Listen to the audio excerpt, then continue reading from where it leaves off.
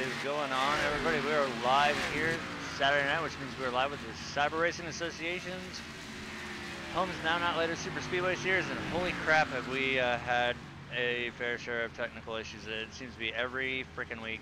As you can see, we're running the older version because somehow we're gonna have to sit here after the race is over and figure out what the fuck happened to the normal existing version of the theme that you guys are so used to seeing week in and week out. But we're here at Circa 2007 with the K&N cars. It's going to be an awesome night here. We know how these guys are. Right now we are in qualifying here. Took all the practice and the majority of,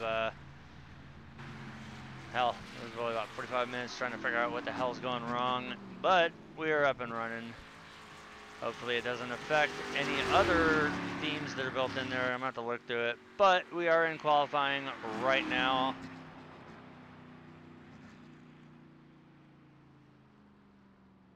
Looking at the top spot, we've got the 20 of Pondo Co. with a 49.338, followed by the 3 of Paul Servant with a 49.355. The 29 of Matthew Welsenbach with a 49.408.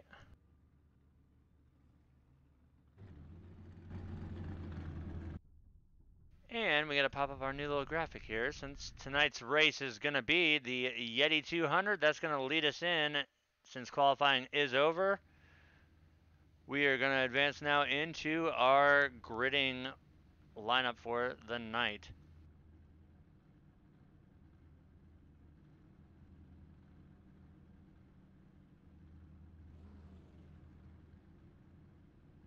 All right, starting on pole tonight will be the 20 of Pondo Co. with that 49.338 to his outside. The 3 of Paul Servant with a 49.355.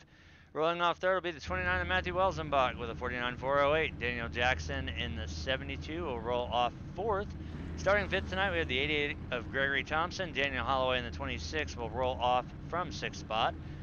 Gary Champion in the 18 starts seventh tonight. The 00 Dwayne Cooper will roll off eighth.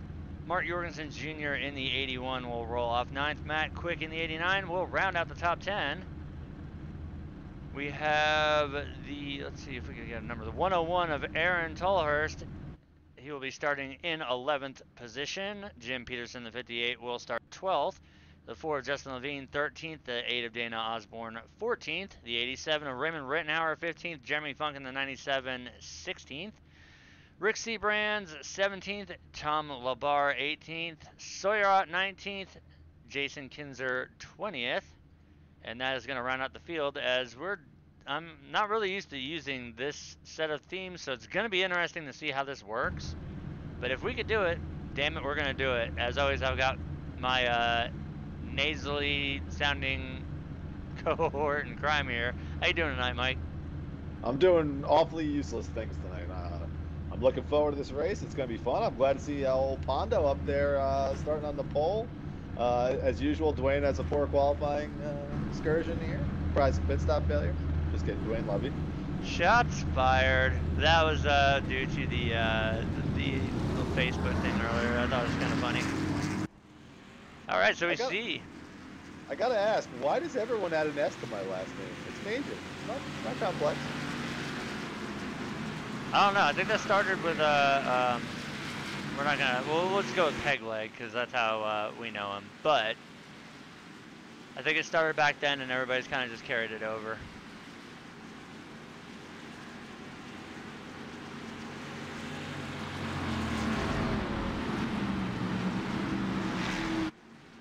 So once again, we are at Daytona, circa 2007, the bumpy bastard of a track, the K&N cars, which we have, granted, I can't really say much because we've seen some of the best racing come here at 07, but we've also seen a lot of what we normally see, which is just either bumps gone bad or whatnot.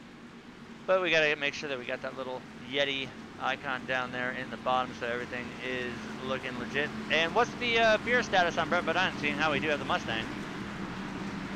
The guy who went to get him his beer, turns out there's only 20. You can only get an intern to go get it. Oh, so boy. he came back with the rules. Oh shit. We're definitely in for trouble then if Brett Bodine is rocking those duels. Brett is not happy tonight. He was not happy when he was in that rough pace car last week either, but now he's going to be double pissed. But he's getting ready to pull it down pit road, and thank God we got the crank it up cam, so go ahead, rip the fucking knob off. Let's get this started right. This is Daytona 07. Let's crank it up. Green flag, green flag, green flag.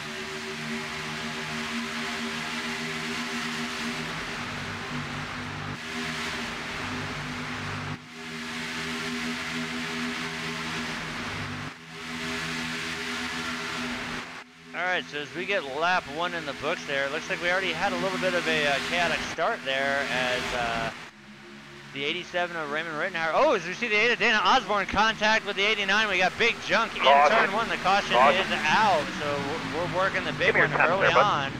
That one brought out by the 8 of Dana Osborne and the 89 of Matthew Quick.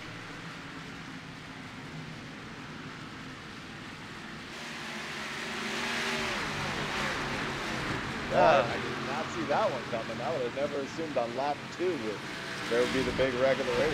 My question is, who do we go to on board first? There was a lot. I was about to say there's a lot of big junk in that one there. Oh shit! Let's start with let's go with the 8 and see what happened.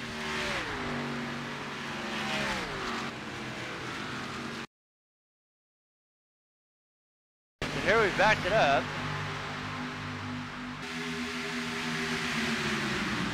We're gonna watch here going into the corner. You're gonna see the 8 car is just gonna get right down there on the bottom turns, the 89 down the track. Holy shit, we see Jorgensen go way up. 99 of Tom LaBar involved, the 2 of Rick Seabrands, the 4 of Justin Levine, several drivers involved. We're gonna go on board also, well, we're actually gonna go on board with the 81 of Mark Jorgensen Jr. for this one as well too.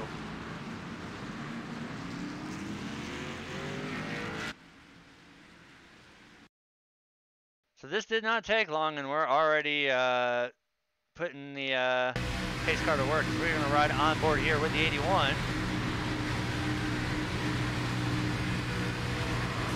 And there we go. Oh my God, wow.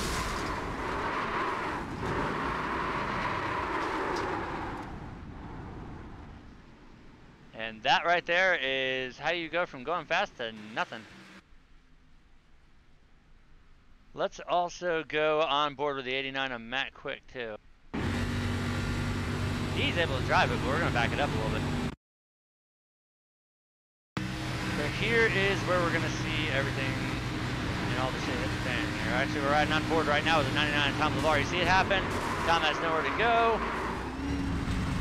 Does a good job keeping it down there away from all the death above him there, but early on caution here at Daytona, which is, you're right, it's not exactly what I would have expected. And like you said in the pre-race, it's just a bump gone bad, and it's bad timing, and I don't know if guys just are being a little impatient right now, or who knows what it is.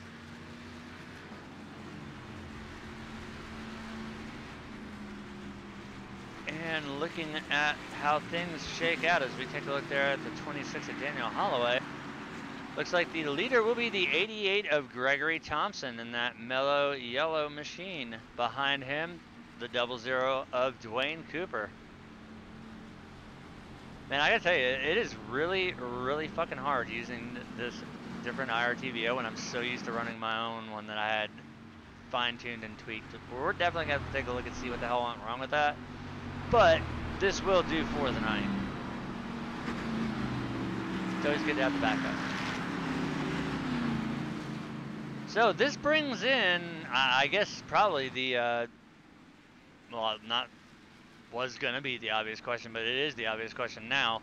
We saw a lot of fast guys that were in the back there that now have had to take a fast repair. They've burned their only lifeline to get back out on the track. And this could potentially upset a lot of guys' nights right now. As we're seeing, I see the 8 of Dana Osborne right now. He's rounding out the field. He's still on pit road, as well as the 81 of Mark Jorgensen, the 58 of Jim Peterson, the 35 of Sawyer Ott, the 89 of Matt Quick. Seen a lot of guys. Of course, we know some of them had to tow, so this is definitely going to hurt them a little bit as they're going to go down a couple laps here. But the lights are out on the pace car. What's left of the field right now is doubled up here, so I think we're going to name that one the Curse of Brett Bodine here.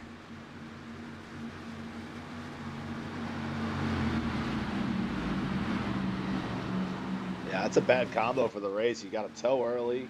You're, you know, like Jim Peterson, Mark Jorgensen, Dana Osborne.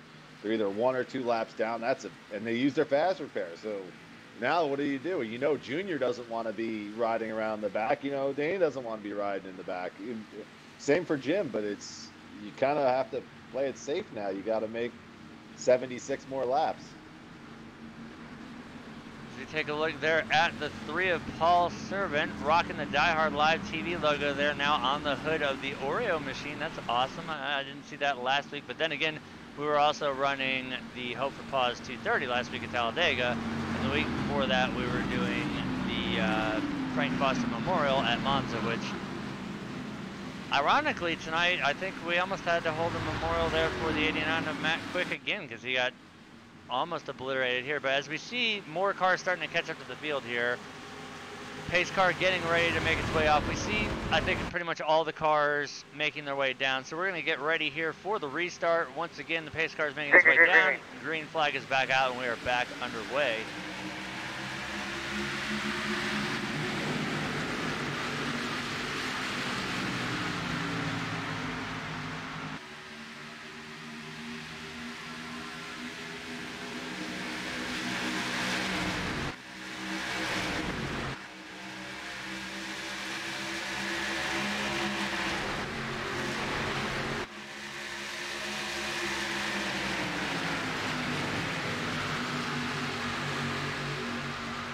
Alright, as we can already see, it's already been broken into 2 packs as the cars that were damaged in that first early caution, they're kind of laying back, but they're still all around each other, and I'm kind of wondering how the 8 and the 89, if they get around each other, how that's going to play out here. As we see the 81 of Mark Jorgensen Jr., he's hooked up behind the 8 of Dana Osborne.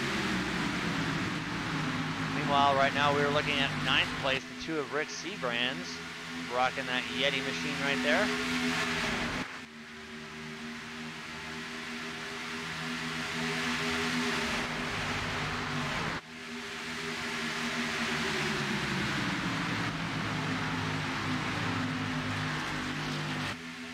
So it looks like, as we see the 00 Dwayne Cooper, he's going to make the move to the lead here. He's going to cross over in front of the 88 of Gregory Thompson. That's going to inherit the lead for the 00 and give Daniel Jackson in the 72 the advantage there on the high line. As they come to the line, it'll be a drag race to see if the bottom and the top's going to win, but it will be the bottom. So score Dwayne Cooper with that. That'll be his first lap of the night led.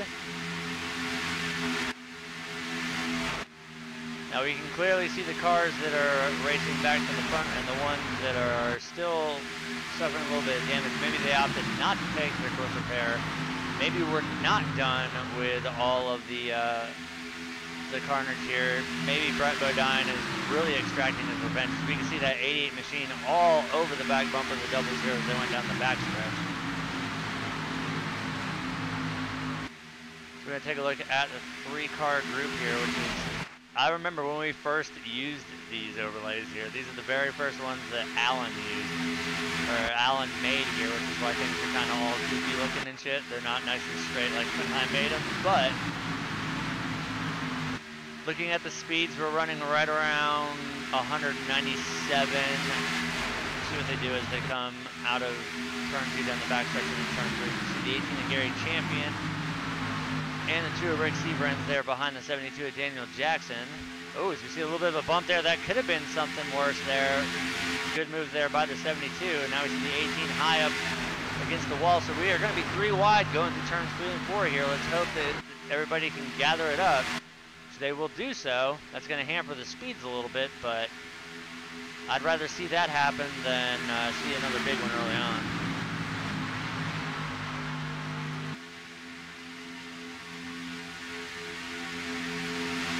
It did appear that the 72 was going to lead that lap, although just barely.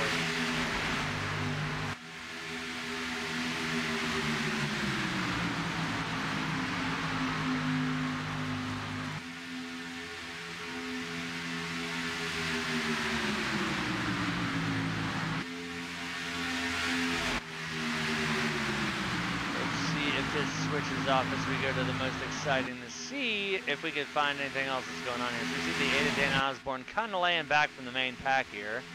He's got the 87 of Raymond Rittenhauer back there with him. At the line that time it will be the 00. Actually no, the 72 leading it at the line. And according to what the scoring is saying, that one was a flat 0 across the board, meaning both drivers, inside and outside line, there was no time difference, but they gave that lap to the 72. As we see now, Daniel is able to clear Dwayne going into turn 3, so he's going to drop down and open the door for the 2 of Rick Seabrands to make his way up here to the front as he's being pushed by the 18 of Gary Champion as well as the 4 of Justin Levine in the mix. You see the little bit of damage there to the back of that Oakley machine. We also have the 81 of Mark Jorgensen Jr. And as we see up front, the 72 of Daniel Jackson, he has disappeared. So these guys are going to keep racing it out. That right there is when you either lose internet or your connection or quality drops to shit. So right now, if I was with all these guys, I would be freaking the fuck out not knowing where to go. So right now we can see a power move going on. The 2 of Rick Seabrands and the 18 of Gary Champion are able to make it around. As I just looked in TeamSpeak now, Daniel Jackson did in fact throughput. He lost connection through TeamSpeak. As we see Dwayne trying to make it 3 wide at the line, Gary's going to drop down to the inside. Dwayne is not going to have anything about this. He wants to stay up towards the front. As we see a lot of moving and shaking going on there, as there's a little bit of movement between the 11 of Jason Kinzer and the 81 of Mark Jorgensen Jr. Mike, these guys up front, they are not giving a shit tonight. They're going balls out from the beginning of the race. I've been watching from all the way from the front to the back, and these guys are beating the shit out of each other. Every car out there has some kind of little ding, dent. I mean, Mark Jorgensen Jr. has an ass wedgie after just using his passes there. This is just insane. I don't know what these guys are doing tonight. I don't know, but I'm liking this. This is not what we normally see here at 07. I know they kind of race a little bit different here, but I mean, holy shit, these guys are really laying the bumper down tonight. I think maybe it's got to be the 2 or 3 pre-race shows on Facebook that kind of amped this one up tonight. All I know is if this is how they're racing tonight, I can't wait to see them next week when they go back to the open truck setup.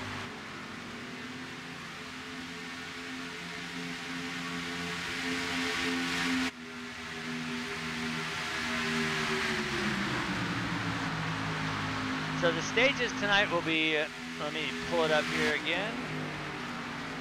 Stages are lap 20, lap 60, and then lap 80. So we are working lap 15 now. They just took it. So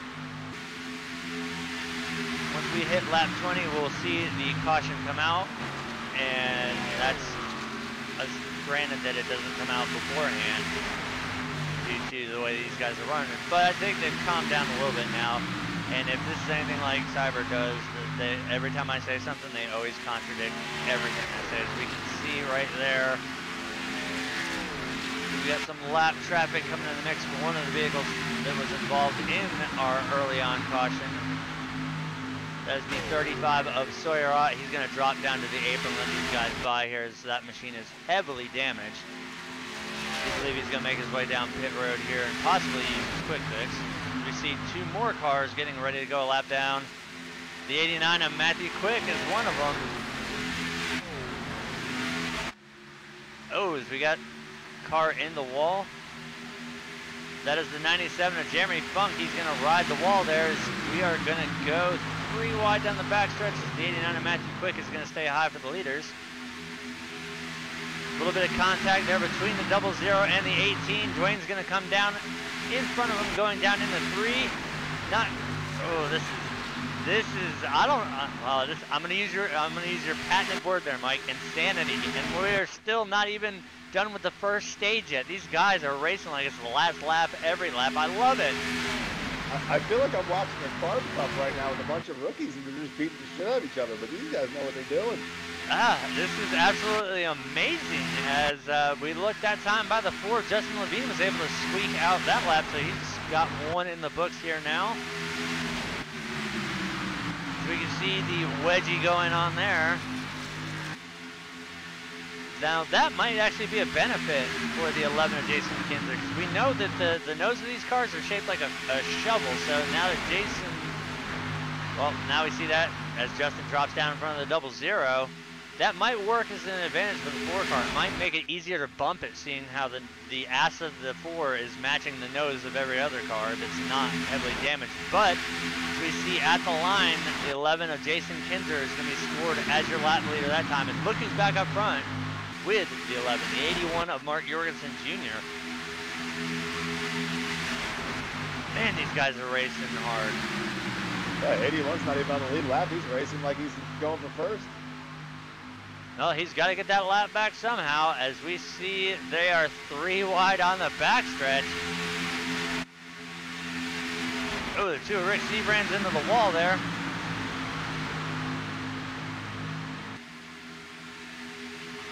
He's able to gather it up and keep that machine going, but he is going to lose the draft after that. So right now, what we're seeing is the 81 of Mark Jorgensen Jr. He's got his lap back right now, and he's got to stay in position. But as we see that right there now, the inside line getting the run with Kinzer, Levine, and Champion there. Jorgensen has to get a really, really good run here coming off of 4. And right now, I think nobody really wants to work with him, as he is a lap down. And these guys here, like Holloway and Cooper, Kinzer, Levine, these guys are racing for the stage win. Jorgensen is trying to race to stay on the lead lap here. See if he can get the run off the corner.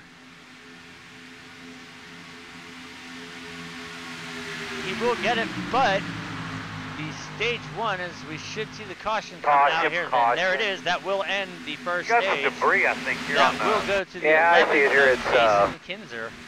It's like a damn axle. And Chad just put that one right. There's something on track, and it's looking like a damn axle after that first wreck. So once again, your stage 1 winner will be the 11 of Jason Kinzer. That's definitely been the craziest first stage we've ever had at this league. You know what? I think we need to drag Mr. Annie Butt Powder and called you the nasally, usually useless guy. Let's bring Dwayne up here and see what the hell happened about that first stage. All right, Dwayne, what the hell happened? Y'all are racing like it's the last lap since the drop of the green flag here. Useless guy. I just see that on my TeamSpeak. That's funny. I don't know, dude. I mean, I'm trying to get stage points. I'm the only guy on Southern Thunder that's not locked in on a win. And I was trying my hardest to get the stage points. And every time I went 3 wide, the 26 would cut my nose off. And, you know, if he does that around 70 to 80, I might bet him. Well, this is something that we're not used to seeing. Usually you guys run very conservative. We've already seen massive junk out of turn 2 between the 8 of Dana Osborne and the 89 of Matthew Quick, and a lot of these guys have some really tore up from the floor up cars already, including the 4 Justin Levine. He's got a hell of an ass wedgie. Jorgensen's got an ass wedgie after getting his quick fix. A lot of these guys might be fucked at the end of the race already, but we still have 2 more stages to go. Do you think that everybody's going to calm down, or do you think we're going to see some more of this craziness? Well, this was a 20-lap shootout, so it did exactly what I wanted to do when I set it at 20 for the stage. Is it made everybody race hard for these 20 laps. We didn't have to pit or none of that. You know, the next stage is 40 laps, so everybody should kind of calm down a little bit. Hopefully they do. As long as I stay up front, I'm all right. Hey, what about Jorgensen? He earned his way back on the lead lap. That's what we were focusing on that one. We were going to see if the 81 could stay up front and get the lucky dog, and he luckily was able to do so. I thought you guys were going to bail on him there, but luckily he did get it. And once again, the stages tonight are 20, 60, and 80. So 40 laps is going to be a long stint. Hopefully all the pre-race jitters, or the, as Mike termed it, the insanity is over with, as You it mean was. Mike talked? Yeah, Mike talked. He always talks. Yeah, I got 10 seconds optional repair because of somebody cutting my nose off. So yeah, my nose is going to stay clean for the rest of it. Mike Hey, is the Dwayne, one that sits back there and does all the important stuff. I'm just the one that runs his mouth the entire race and works the cameras. Dwayne, I'm just happy to see you found your pit box that time. Hey, look, he talks. Mommy let you speak? Sometimes, when she lets me out of the basement. Yeah, well, as long as she keeps you in the pink handcuffs, you're all right, bud. We just wanted to drag you up here. I know you wanted to be up here before the race. We were, unfortunately, we're running the old layout. Something is all fucked up with our TVO. We're going to get that hammered out for next week. But we've got it up and going with, thanks to Mike. So there you go. You can thank having the overlays up for Mike actually doing something, even if he doesn't talk the rest of the ways. Well, Art, what I wanted to, so I can hurry up and get these done, I've been watching the broadcast, and anybody that is ahead of the leader, when the leaders come out of the pits, we are waving around. Otherwise, we're not waving them around. So they get the lucky dog, or if they're ahead of the leaders, when after the leaders have their first chance to pit, we'll wave them around. So instead of waiting to one to go, we're just doing it ahead of time. There we go. That would cause a lot of clarification, because we thought the wave bys were gone, but now that explains it. So now, as we go on next week and then week after that, we know how to do it. Now you see Sawyer and all them ahead. You know, Yep. they're all fixing to get waved by. The wave bys are gone, but these guys had to stay out. So they had to force the issue. All right, good that we've got the clarification. We're going to go ahead and let you get back to it, as we should be seeing next time by the pace car lights going out, and hopefully we see you get up there and win stage 2.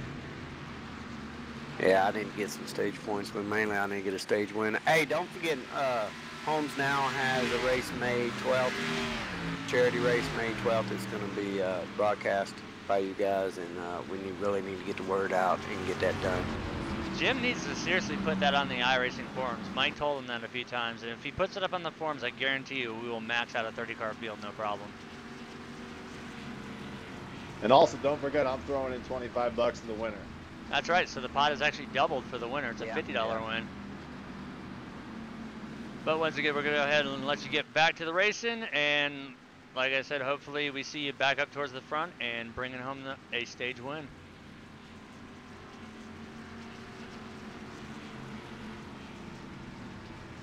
Alright, so hopefully this time we'll see the lights on the pace car go out, because as of right now, we see the 101 of Aaron Tolhurst as our leaders, the 26 of Daniel Holloway behind him, followed by the 3 of Paul Servant, the 4 of Justin Levine, the 11 of Jason Kinzer, the 18 of Gary Champion, the 88 of Gregory Thompson, the 29 of Matthew Welsenbach, the 00 who we just had up in the booth, and rounding out the top 10 will be the 20 of Pondo Co.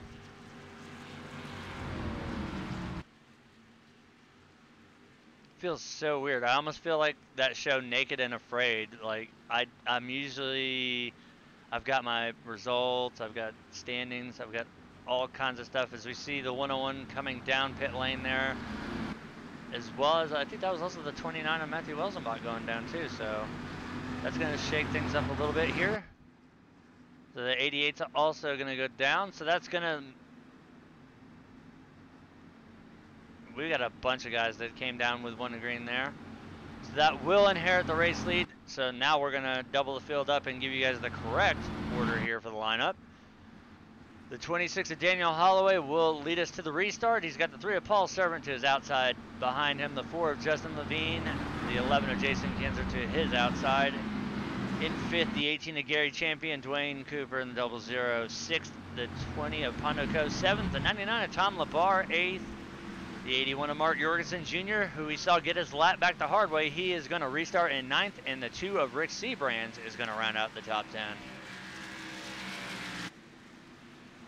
And Mike, I'm actually kind of scared to put this thing on Crank It Up because I don't know what these guys are going to do here on the restart.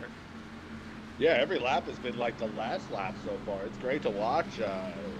Look for that 81 to start making some moves. I mean, he was aggressive as all hell just to get his lap back. I want to see what he does to get back to the front. You know, the 3's up in the front. He's going to want to be there. Dwayne's going to want to be up there. You got Justin up in the front up there. And it's either going to be insanity or it's going to be very calm. But judging by that first segment, I'm going to say it's going to be insanity. Well, hopefully we go with the latter of that, because Dwayne did say that the first stage was going to be a sprint, and now these guys do have a 40-lap stage, so they're going to have to pit during this one because they do run limited fuels. The pace car is down, the green flag is back out. The 26 of Daniel Holloway is going to lead us off here.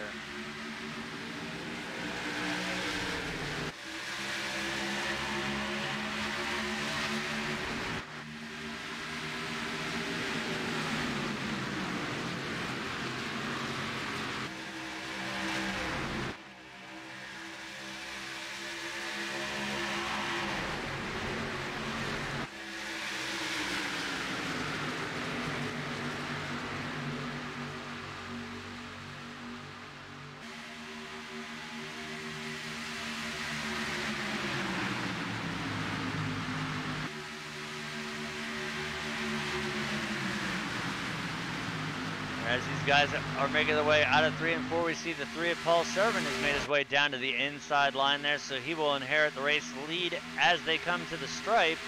On that outside, we've got the 11 of Jason Kinzer, followed by the 00 of Dwayne Cooper.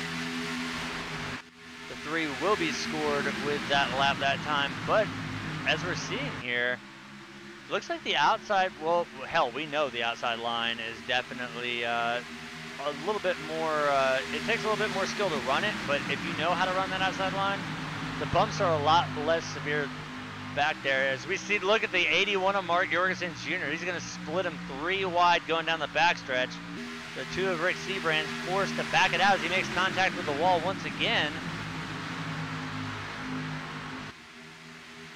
So we look behind, we can see his teammate there, the 8 of Dana Osborne. He's got a clean machine there, so he might have gone down and used his quick fix. Now he's going to drop down to the inside line as the 81 is still going to push it, as now he's going to get up behind the 99 of Tom LaBar there on the outside line.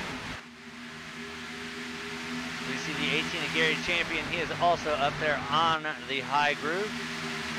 He's going to have help from the 99 and the 81, as now the 3 and the 26 have to wait for the 4 and the 20 to get up there on the inside. If we take a look there, we can see the 89 of Matthew Quick.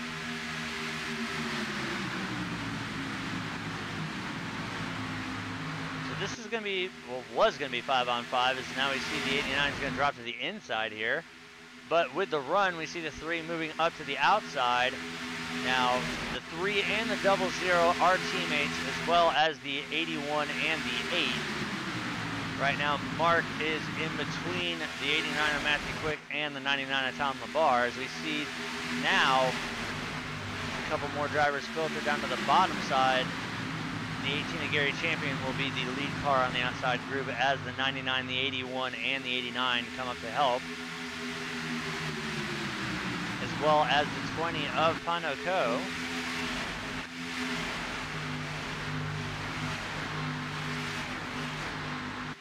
All right, tonight we may see a lot more leapfrogging than we're used to. It looks like that outside line is awfully strong. Might be because there's less bumps up there, but that outside line gets a run, it's game over.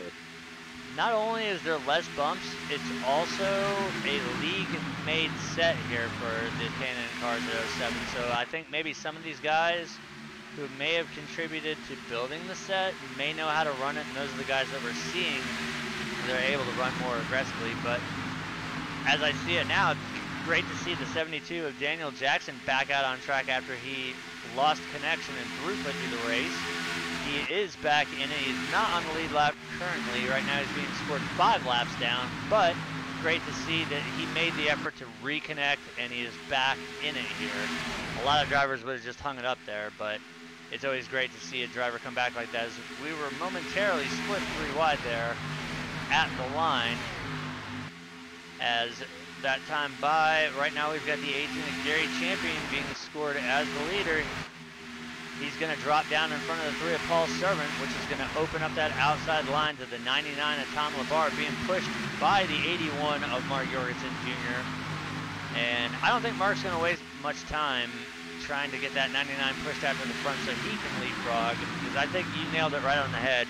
We're going to see a lot of cars that are going to be doing just exactly that. They're going to leapfrog. Because right now the 99 of Tom LeBar, he's going to drop down, and that's going to give him the front row spot, as it's going to be a drag race to the line, and I do believe the 81 of Mark Jorgensen Jr. is going to get it that time. So these guys now are racing hard, but they're racing smart, as we're on lap 31 out of 80. The next stage end will be at lap 60, and then we will have a 20-lap sprint to the finish for stage 3. You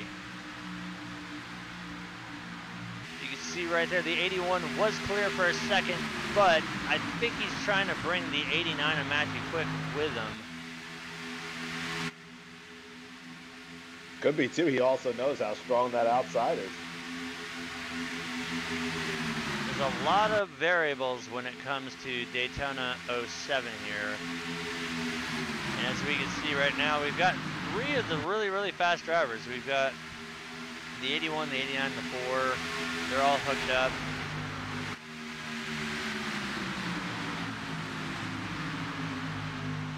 So now out of Southern Thunder, we've got the 81 of Mark Jorgensen holding the top spot down, as he is leading the outside line here on the charge into turn 3 here, but we don't see the run really happen, as now the 18 of Gary Champion, he is going to come up as he wants to go around the 99 of Tom LeBar. So as they come to the line, should be the 18 of Gary Champion leading that lap, and he'll do so with ease there.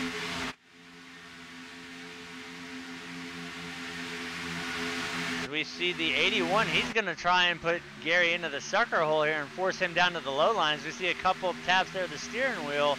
Hey, get down there. So as they come into the backstretch, right now Gary is sitting lone dog if he does not come down, which he's going to finally do. So that right there is the move of a veteran driver. They were cleared. Mark's like, hey, you can go down now. Gary didn't want to go down, so a little bit of persuasion with the steering wheel. And finally he was able to do so, but now that's going to open it up for the 89 Matthew Quick. And now as we see it, the 81 is this, we've got the 3 of Paul Servant right behind him, so we are 3 wide, 2 deep here at Daytona. This is what I love about this group of guys. These guys are not scared to race every lap like it's the last lap. Now we've got the 81 and the 3 of your teammates, they're hooked up. We're going to go back to double file now. We see the 4 Justin Levine there. He's got a little bit of damage. He's going to shift up to the high line. This is either going to get really good or it's going to get really bad. And I'm going to leave that up to you guys. Because honestly, I like the element of surprise, not knowing what the hell is going to happen here. Hell, me and you both didn't think that we were going to see big junk early on in the first stage. There's a lot of guys that aren't going to have friends in the league after tonight. I don't know. It seems that no matter what happens, yeah, they may call each other assholes from time to time, or dickhead, or this guy can't fucking drive, he needs to get the hell off the track. But at the end of the day, I think after the race is over, emotions really do run high during races like this. Especially knowing how competitive all these guys are here. If a fast guy gets taken out by somebody who's usually not really fast, yeah, there's going to be some shit said. But they get over it, and let's just say they've got the typical racing man period. Once they get over the pissed offness, next week comes around, they either get over it or they deal with it and wreck the person, or it's just forgotten, as we still see both teammates working together right now on the high line. We see the 00 and the 8 those are the other two Southern Thunder cars, as we see a lot of shifting going on here on the backstretch.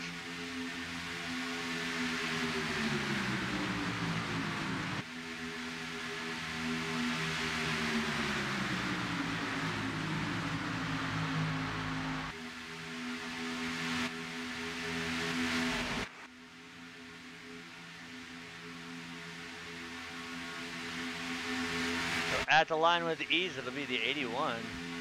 So we know the 3 and the 81 right here, they're not dropping, and they're doing it for a damn good reason. They know that that high groove has got the speed, and they want to stay up there.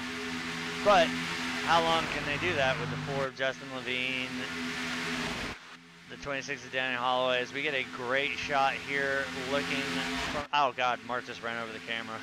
Well, we're going to have to talk to him after the race about that one. He owes us money for that one.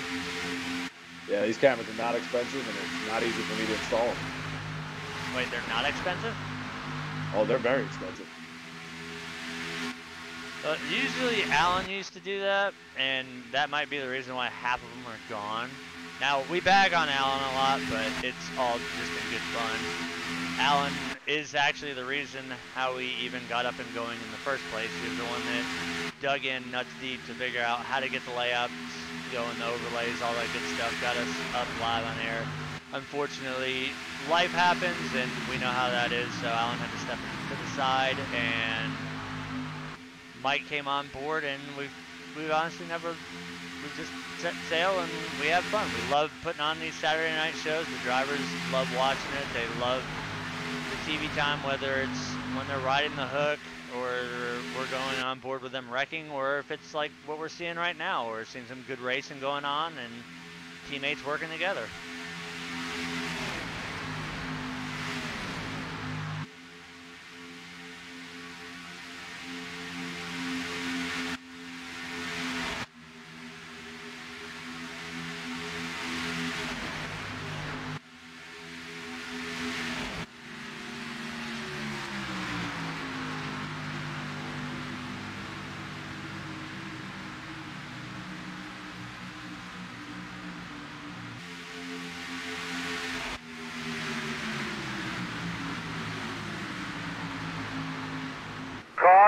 Caution. Oh, there's the big wreck again.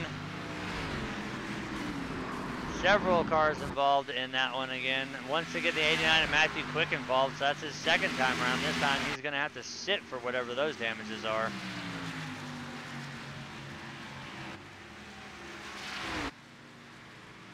Oh, as we see the Mustang pace car drifting there through turns 1 and 2. Brett's a little bit on the angry side.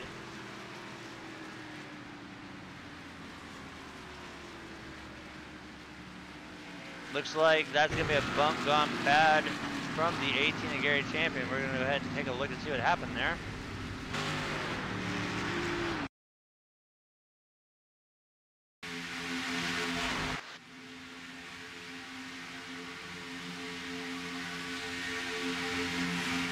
Do you see Gary there? He is the second car on the inside line, and right there is just a bump gone bad, and then we see all the havoc ensued.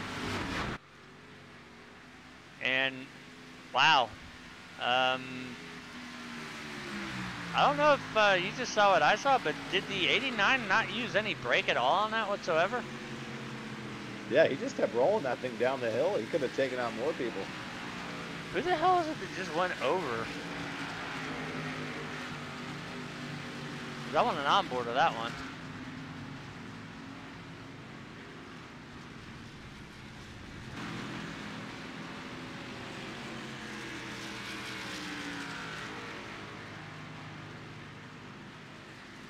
Oh, we're gonna have to take a look at the Ford Justin Levine. He went for a wild ride on that one.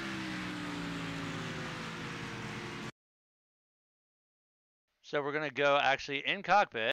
We're riding on board with the Ford Justin Levine. He's gonna be so far tonight's one of tonight's Tony Hawk Award recipients. So we're gonna see the bump gone bad right there. There's the contact, and up and over goes Justin.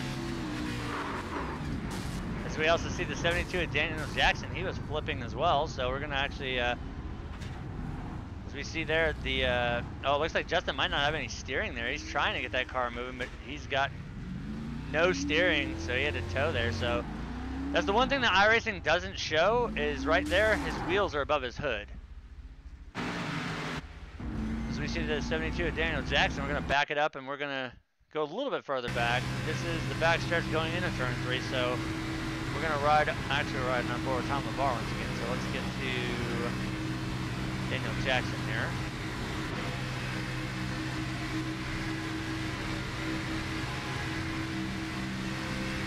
So we are riding on board with him right now behind the 4 of Justin Levine. As they come down into turn 3 here, you're going to see the bump from the 18, the 89 go around into the 4 right here. No time to react, and then whoop! He was able to keep that machine fired and going. Wow.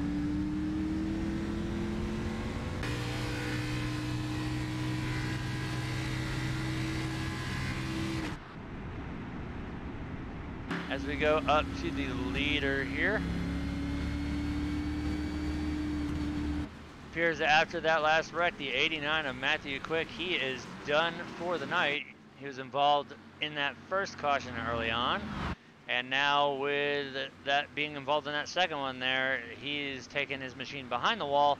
But while we were under caution, we're going to go ahead and cut to our first commercial break here because we were not actually able to even roll out the national anthem. So I feel kind of shitty about that. So we're going to go ahead and cut to our commercial break here while we were under caution. So guys, stay tuned. We'll be back with the action.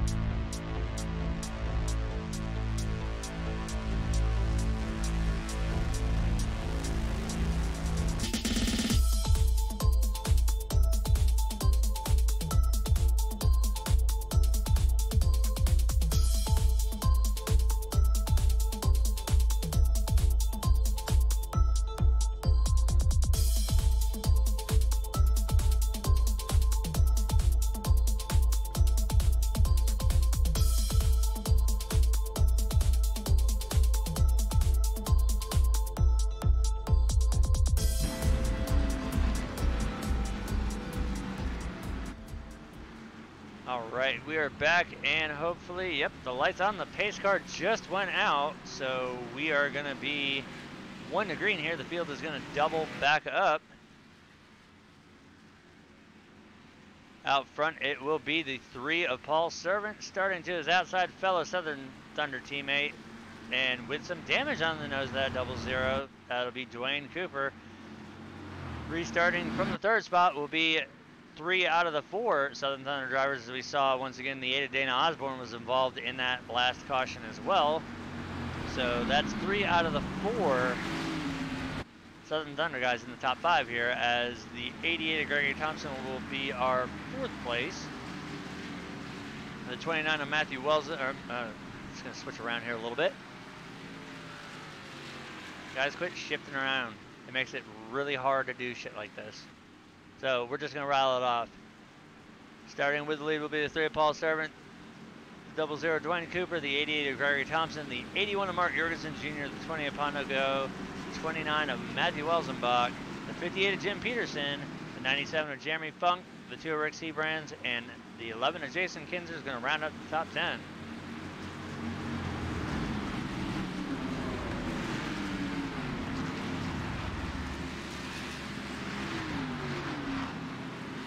All right, so we've seen the big one in stage 1, and we've seen the big one now in stage 2. This is just abnormal. This is crazy.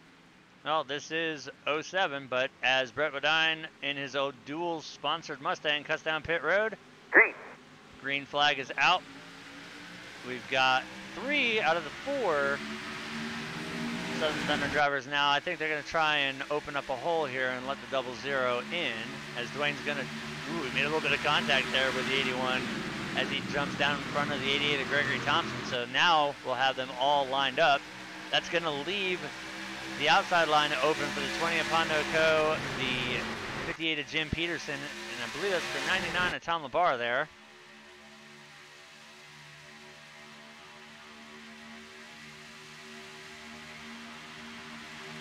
Also in the mix, though, as we saw, he was involved in that last caution.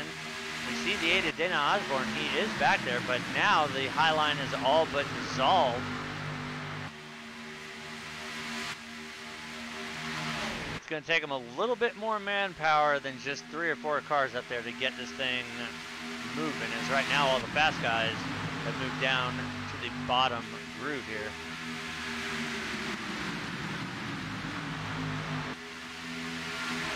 So once again, this stage will end on lap 60, and then we will have a 20-lap shootout. Well, actually less than that from the time the caution is thrown. So it's typically about a 3 to 4 lap caution here. So they'll have roughly around a 16-lap shootout for stage 3. And I'm putting all my money on, we haven't seen the big one yet. I think stage 3, everybody is, we're going to see something that we probably haven't seen in a while. I might have to disagree with you on that because there are so many cars out there as I look through the field that have rear end damage, front end damage. They look like they got ass fucked by a black dude or something like that. It's just crazy. Anything is possible. Now, I don't know how it's going to carry over friendship-wise, but right now we see they're going to fan out 3 wide here on the backstretch a little bit.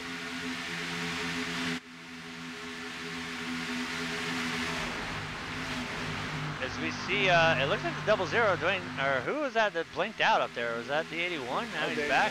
Wow. That's not really what you want to see when you're up front and you're being pushed.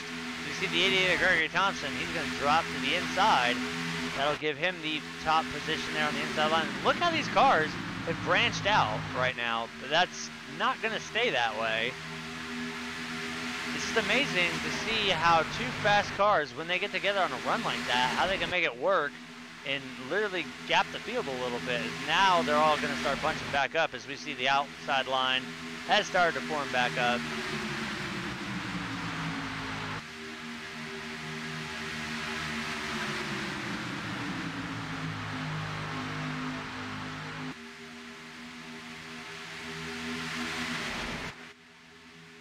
As they come to the stripe, will it be the 88 or the 81? It's going to be the 88 of Gregory Thompson leading that lap.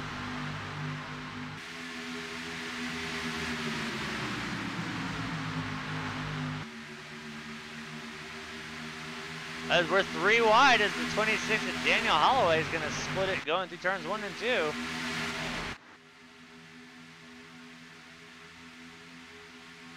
Now, once again, just to hit on what Dwayne said when we brought him up during the end of the first stage there, on the 12th, we will be doing the charity event here for Homes Now Not Later.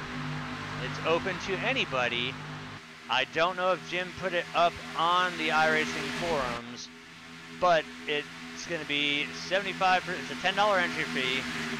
It originally was a $25 pot for the winner, but Mike went ahead and threw in another $25, so it'll be $50 to the race winner. All the proceeds are going to split 75% going to Homes Now Not Later, and the rest, the remaining 25%, will go towards the race payouts. There'll be a payout for the winner. There'll be a payout for the pole sitter. I don't know if there'll be a hard charger, but second and third will also get one.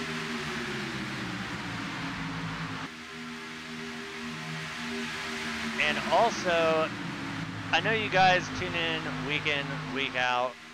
Jim throws a lot of money as he has come on board now. This is his 2nd season here, being the title series sponsor here for Cyber Racing. That helps Dwayne a lot, because I know we've said it a million times, but we will say it a million more until you guys finally get the damn point. It costs a lot of money to put these league races on, especially when they're broadcasted. And Jim throws a lot of money out there for broadcasting. And I know I've got all the links down in the description. He works for a non-profit organization. Obviously, you guys know it. It's Homes Now Not Later. And I know we just went 3 wide, but I feel the need that, as we see the 26 of Daniel Holloway a little bit in the wall there, I feel that we need to address this.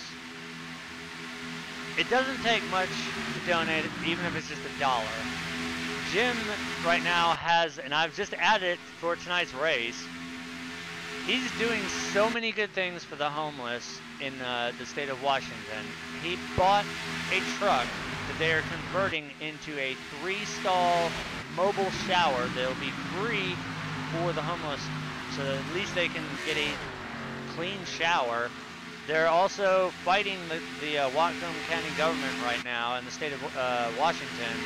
They've got a tract of land that was given to them. They're trying to build 12 small, tiny houses to house the homeless, as well as a utility building. These guys are doing this as a labor of love, and they're doing it for a great cause.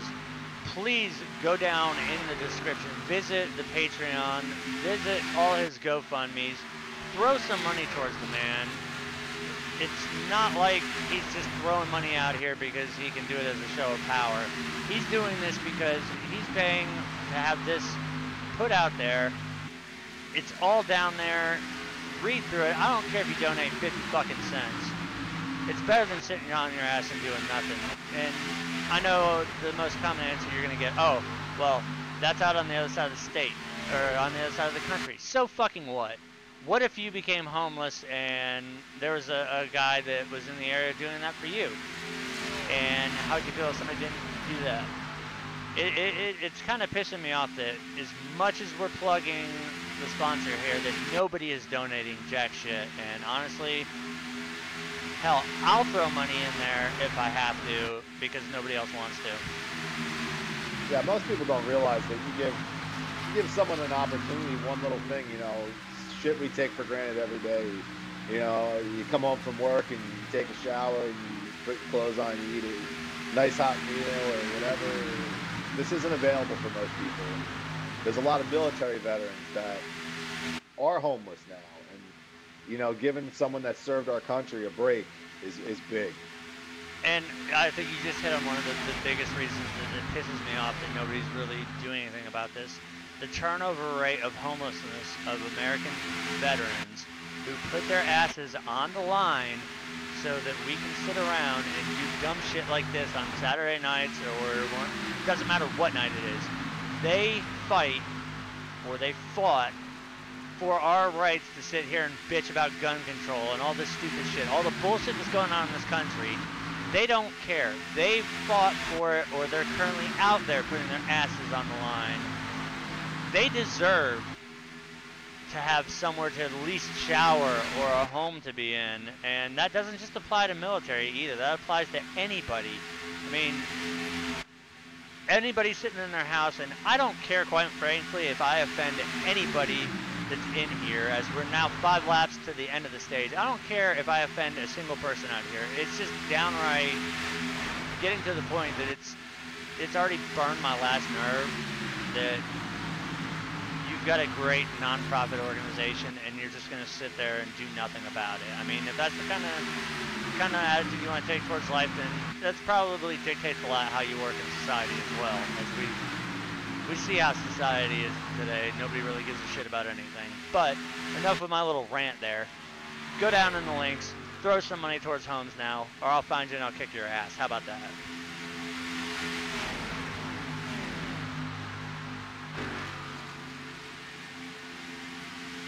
So right now we see Southern Thunder 1, 2, 3 there on the outside line, as it's going to be, I think the making here is we see the 58 of Jim Peterson. He is the second car on the inside line. We've got Radical Racing on the inside, minus the 8 of Dana Osborne there.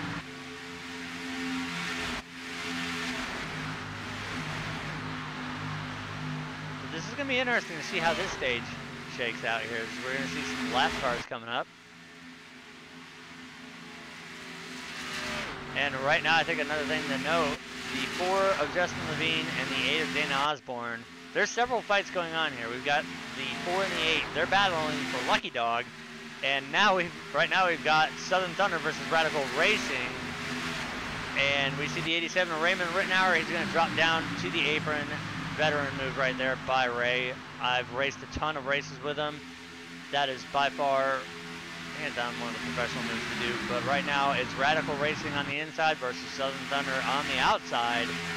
As we're drawing to a close here, Stage 2 is only a couple laps away from being in the books here. Who's going to bring it home? And more importantly, who's going to be in that lucky dog spot?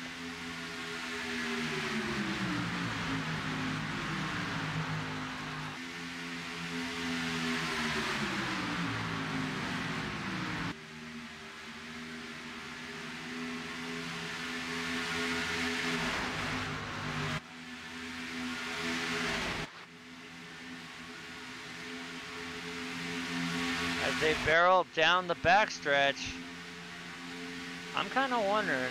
I know we got 3 of the 4 of them sitting right there.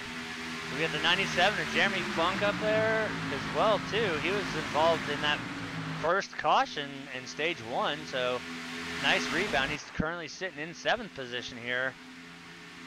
It's gonna be interesting to see as right now. I think, well, we still got the battle going on though for Lucky Dog too as well.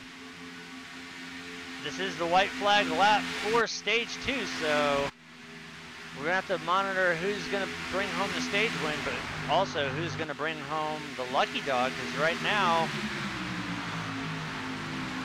this is a little bit nerve-wracking, and I'm not even on track. I'm just sitting up here watching this shit. As we see the 81 blink again there.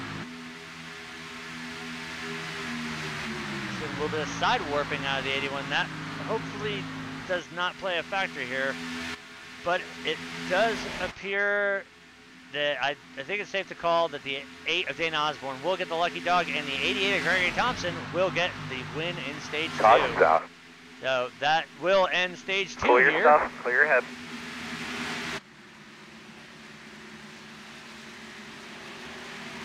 So first stage going to the 11 of Jason Kinzer. Now score a stage win for the 88 of Gregory Thompson. So that's actually going to work good for the points, seeing how Greg is with Radical. So that is going to be good. Seeing how the 58 of Jim Peterson, right there, he finished second on the inside line. He's currently being scored into the 3rd position. So that's going to be great scoring points as they get ready to reset for the 3rd and final stage here, which is going to be an absolute shootout here.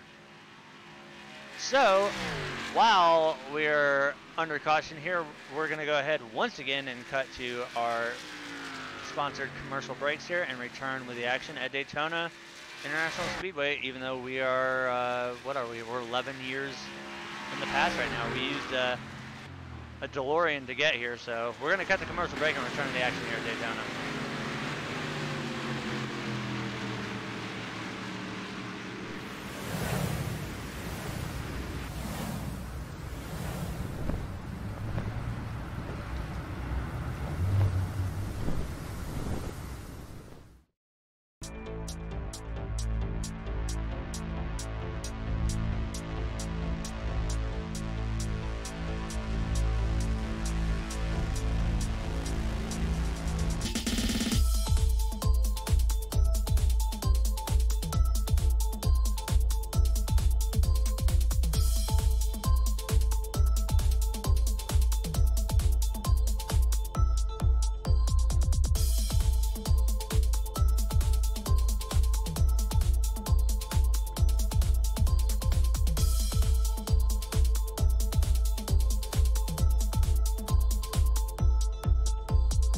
All right, you see it right there? There's the website, the Facebook, the YouTube channel, the Twitter, the GoFundMe, the Patreon.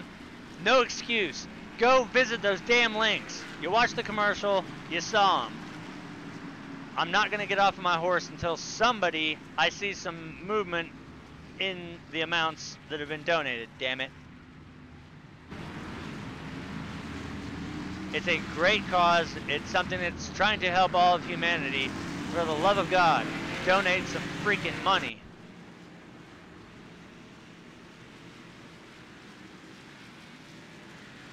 God, I hope I don't carry this attitude over to tomorrow night, because we're going to another track that me and you both hate with the Die Hard Racing League. We're going to Dover International Raceway.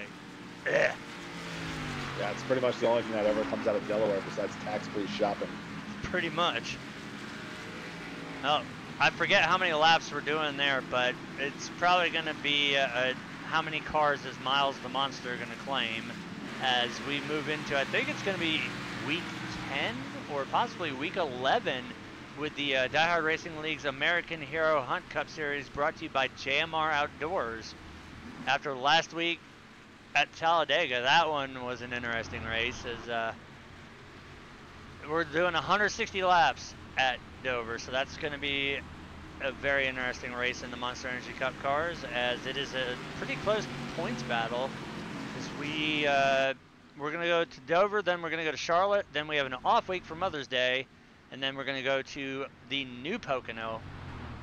Since iRacing has finally released it, we're going to be heading to Pocono, and I do believe we're going to be into another off week, because I think Father's Day falls somewhere into that shit too. So don't forget to look for us live tomorrow night on the iRacing portal at 7:15 p.m. Central Time.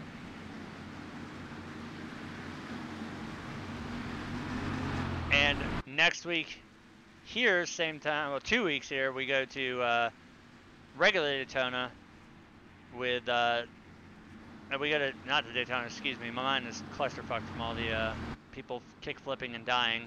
We go to Talladega with the K&N cars in 2 weeks. Here with, next week is going to be the charity race here for Homes Now. So, like I said, I think Matthew Welsenbach's going to be doing the flyer for it. As soon as we get it, we will be slapping it all over everything that we broadcast, and it doesn't matter if it applies to iRacing or not. I will throw it up on every freaking thing I have and plug that every opportunity I get. So we're donating our services as broadcasting. We'll be doing the race for free, and as stated earlier, Mike's throwing another $25 towards the winners in the pot there. So we're doing our part. Y'all get out there, make sure you do your part. Sign up for the race or do some contributing to the cause. Yeah, how can you not beat it? I mean, if you're good at Auto Club, put that $10 in, you can win 50. You wouldn't want that. It's actually Daytona. They changed it now. Yeah, it's Daytona. Oh, even better. Yeah. If you're a play track racer, you got no friggin' excuse now. I know a lot of guys that I race with on iRacing that do nothing but play track racing, whether it's hosted, leagues, or whatnot. Get your asses out there and sign up for this race. You got a chance to win a shitload of money off of a small investment.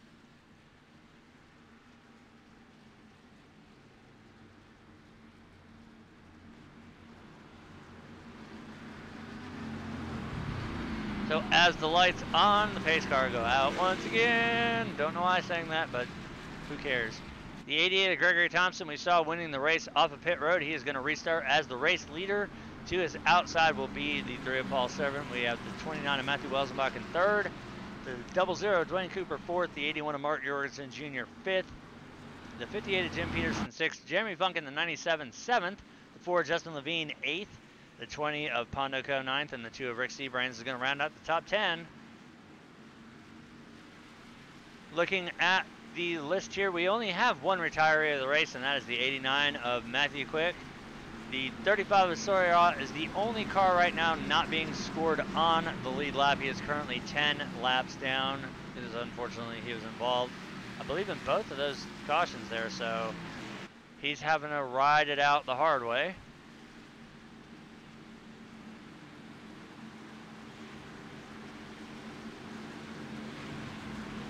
And I think the most interesting thing to note is if you look at the 29 of Matthew Welsenbach, on the back of that car and on the hood is Dwayne's face.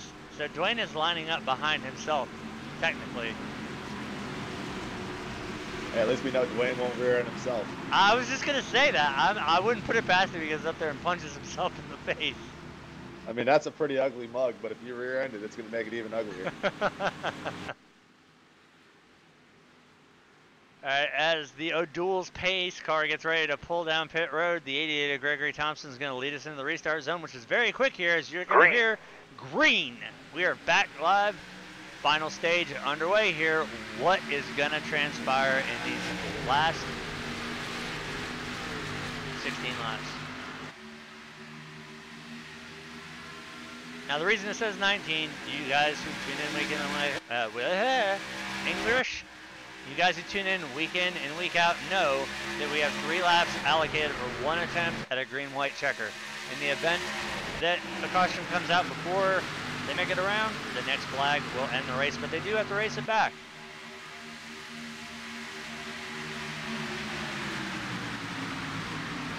So we're going to keep our eyes peeled here to the front of the pack here, as it's kind of right now a mix-up of cars. We've got Radical, we've got Southern Thunder. I think we've even got some Sim Nation up in there too.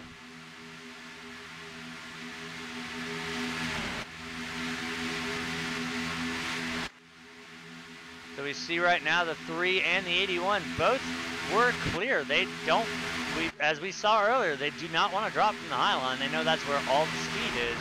They're going to stay up there, as once again we're seeing a little bit of blinking out of the 81. He does it again there.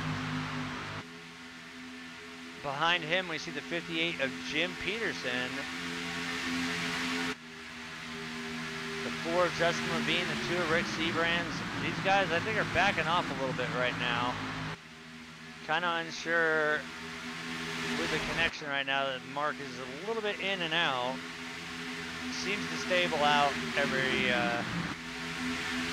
once in a while, as we see the 58 look a little bit high there, as he normally does. Raffle. Oh, is they're going to get split 3 wide here. The 2 of Rick Seabrands, the 00 Dwayne Cooper, and the 58 of Jim Peterson. 3 wide coming off of turn 2 down the backstretch. And we see the 97 of Jeremy Funk. He's going to go up to the high side. Oh! Justin Levine contact with the 81 of Mark Jorgensen Jr. That's going to bring the caution out. And Mike, I'm already going to call it. Bump gone bad. Oh, absolutely. So let's take a look. We're going to ride on, well, now we're going to do a reverse chase on board with the 4 of Justin Levine here and see what brought that out.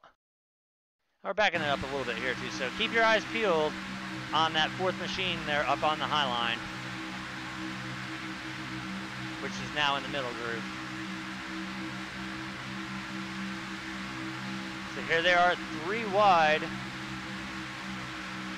The 3 wide, we see Justin able to clear.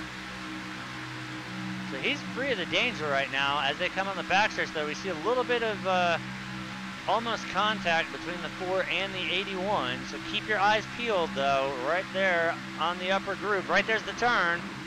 See the 81 makes contact with the 29. The 4 goes upside down a little bit, but it looks like only the 4, we see the 58 of Jim Peterson had to lock it down there. We are still watching from the reverse chase. We're going to go ahead and we're going to go on board with the 81 of Mark Jorgensen Jr. Yeah, it looks like Mark went for one hell of a ride, so we're going to get that one. So here we are riding on board with the 81.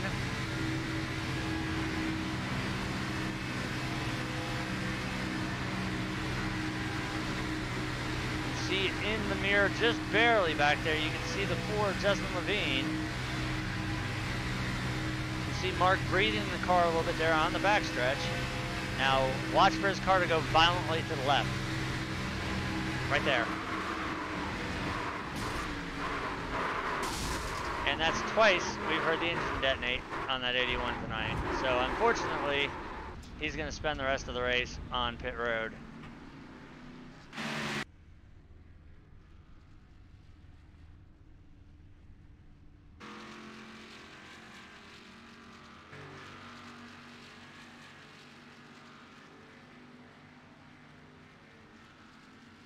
And the way things are shaking out right now, if these guys don't pit, the inside line is going to be Radical Racing, outside line is going to be Southern Thunder, And as much as this is probably a bad idea, I know you're going to back me on this, Mike. Let's bring the 81 of Mark Jorgensen in and see what his take on that wreck was. Jesus Christ, Mark, that's twice we've seen you doing some crazy shit, and twice your motor's blown up. That, you got all your teeth left?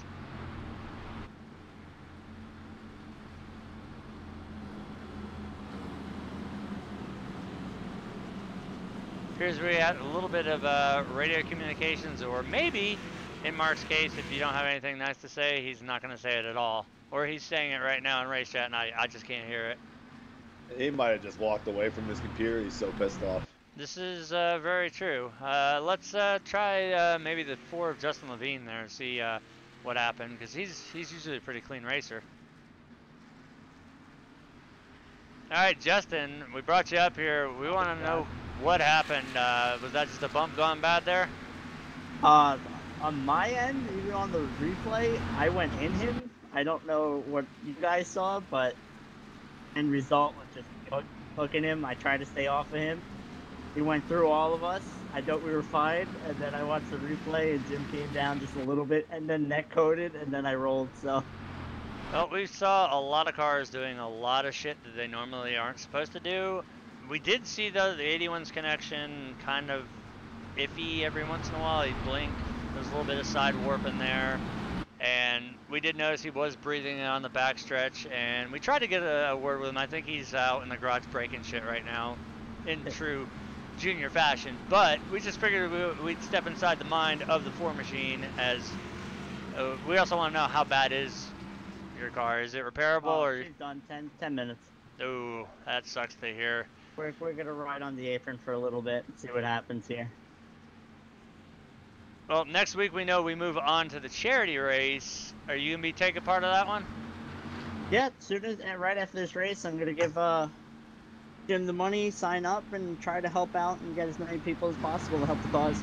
Awesome, because tonight you're going to hear a side of me that you probably have never heard in one of the broadcasts. I literally went on probably about a 10-minute rant about how pissed I am that nobody is contributing to such a good cause as Homes Now, Not Later. And honestly, it finally got under my skin enough that I did a little bit of a diehard Richmond meltdown. If anybody is familiar with that one almost got me fired from doing that shit. But good to see that you're going to be participating in next week's charity race, and it sucks that your night is done here at Daytona, but we know you're going to rally back in 2 weeks when we take the K&Ns back to Talladega, so hopefully we'll be interviewing you, at least, if not podium finish, in victory lane at Daytona as we see the lights on the pace car are out. We just figured we want to get a quick word, and it sucks that your night's done, but that's plate track racing, baby. Yep. No problem. All right, that was the 4 of Justin Levine. So we see nobody pitted, so it's going to be Radical Racing on the inside, Southern Thunder on the outside, as the 88 of Gregory Thompson is going to maintain the race lead here on the restart. He'll have the 3 of Paul Servant to his outside. We've got the 29 of Matthew Welsenbach, the 00 of Dwayne Cooper, the 20 of Fondo Co., the 2 of Rick Sebrands, the 18 of Gary Champion, 99 of Tom LeVar, the 8 of Dana Osborne, and the 26 of Daniel Holloway, rounding out the top 10 as we get ready to get this race back underway, and hopefully we can finish it clean and green. But Mike, I don't think they're done wrecking yet. I don't know. You know, Dwayne wants that win. He wants to lock himself in. You see the 8 sitting back there. He's been in some trouble since that first wreck, and if those two could hook up, you know, Paul might be in trouble. I don't know if teammates are going to be teammates in this one. Well, we're about a quarter of a lap away from finding out what the end result is going to be here, whether we're going to get to race this one out green or we're going to see more cars riding it home on the hook.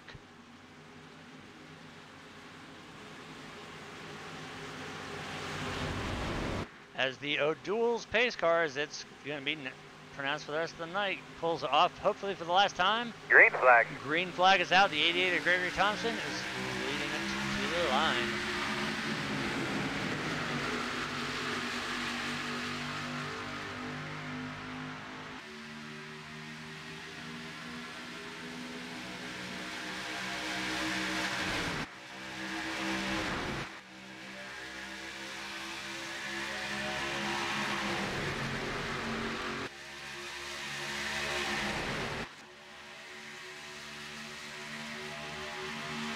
these guys barrel down the backstretch. We've already saw a lot of moving and shaking going on already, so now we see there's only one car separating the 8 of Dana Osborne from the 3 and the 00, that being the 20 of Pondo Co. As right now, coming off of 4 right now with the run, we're going to see if the 00 can get that 3 out there to lead the lap, but he is, oh, it's a close one, but the 88 of Gregory Thompson will lead that one, so score another lap led for Radical Racing. It's interesting, with the league set they have here and the way that this track behaves, it's kind of it's like ass backwards as to how the draft actually works. Usually you get the run off the corner, not going into the corner. You lose the run on entry, but you gain it on exit. Here it's kind of the fucking opposite. You get it on entry, and you sort of lose it on exit. So now the 20 of Pondo Co just dropped down to the bottom. That is what the 8 of Dana Osborne has been looking for, as now we've got Southern Thunder lined up 1, 2, 3. As it's going to be 3 drivers from one team versus 2 on the others. We got the 29 of Matthew Welsenbach and the 88 of Gregory Thompson. Right now, I think as long as Dana, or should we call him Noob like everybody else does? As long as the Noob can stay behind Dwayne and get at least, as we see the 3 of Paul Servant drop down, I think now we're going to see Southern Thunder try and control both lanes here, as we are down to 6 laps to go at the line. I'm just putting this out there, but every time we see the 8 and the 00 get hooked up, bad things usually occur. Oh, that's why we are keeping a close eye on it here, as now with 6 laps to go, and Dwayne having a little bit of a funky nose there. Can the 8, oh, as you see the 26 of Daniel Holloway, he's got a little piece of the wall. He did the wise thing and kept it up there while the field passed. He's probably going to more than likely drop off the draft there, but good piece of driving there, Bud. Now we see the 18 and the 72. They're going to try and split it 3 wide here as we go into turn 3. You see the 18 get the wall. Ooh, almost collecting the 87 of Raymond Rittenauer there. Ray was able to get away as we see the 18 of Gary Champion riding that wall off of turn 4. Seeing a little bit of side slide between these cars. That's not due to, well, it's probably due to a couple things. Probably shitty tires now, and definitely the aero on these cars and the bumps. Can these guys hang on for 5 more laps?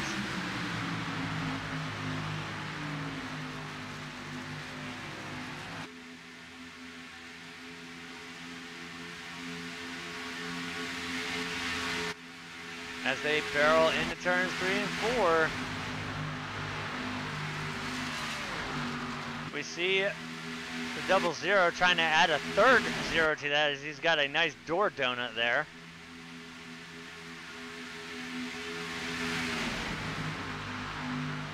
We are down to crunch time, as it is 4 laps to go here.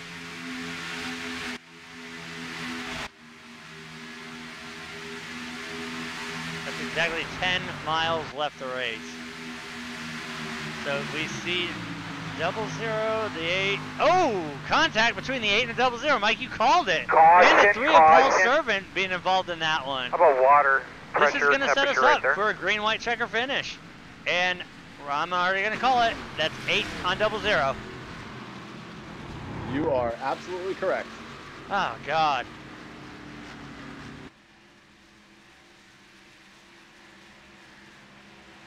Well, let's go on board.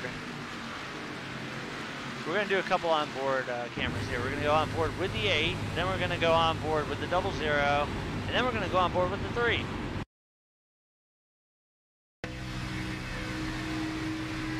So here he is riding behind the Don't Be Butthurt car, and I'm pretty sure Dwayne might be a little bit butthurt after this one, because you can see the damage all over that 00, and it's about to get a hell of a lot more here as they come off turn 2.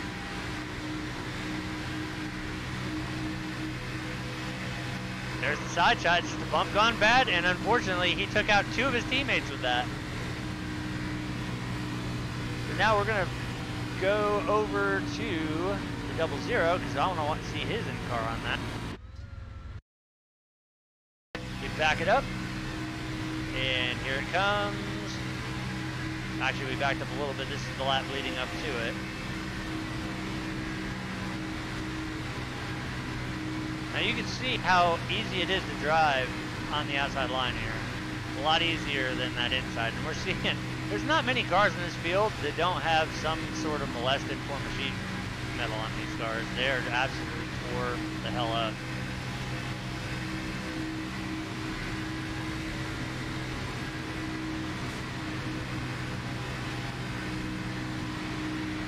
So get ready once they come off of turn 2 here to see a exit hard left into 3 here. There it is. Dwayne mows the grass on the backstretch and then gets tagged. So he has to lock it down. So now we're going to go on board with the 3 of Paul Servant.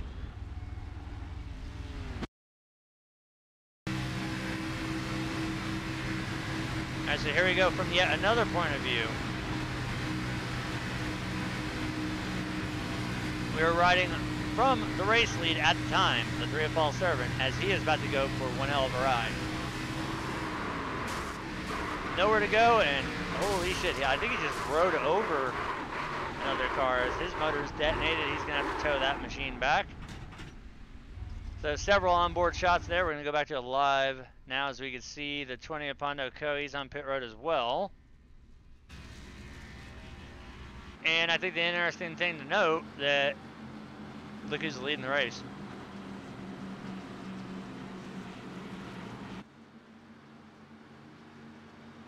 I think this is going to be probably a little bit detrimental to the 8 as he took out his 3 remaining teammates, so he's got nobody to work with, and we still have the 88 and the 29, both from Radical Racing, that are going to be lining up around each other. Actually, looking at the scoring field, no. The 88, I believe, is the one that Paul Servant went riding over, car surfing on.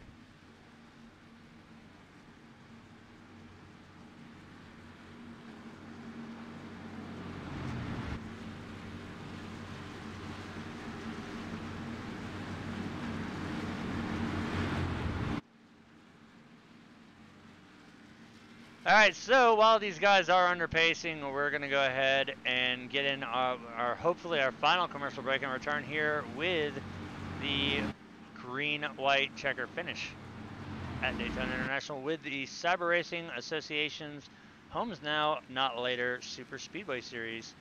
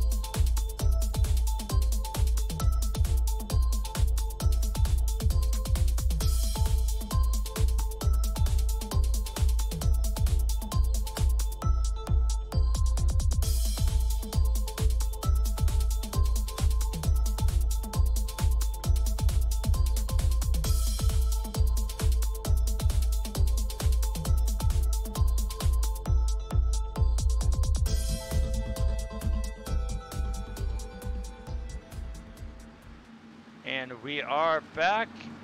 Hopefully we have seen the last of it, but I doubt it.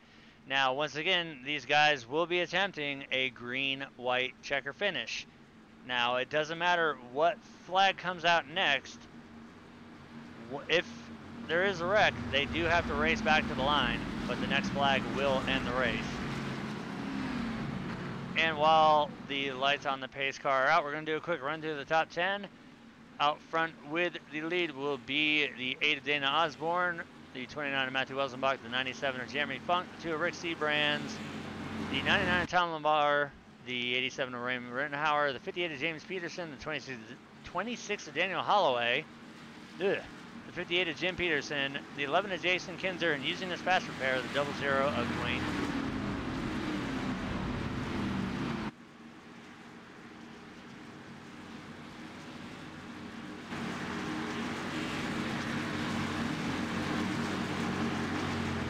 As we get ready for this restart, we're going to go ahead and go into the crank it up cameras, despite how badly it's probably the worst idea to do, but Taylor B.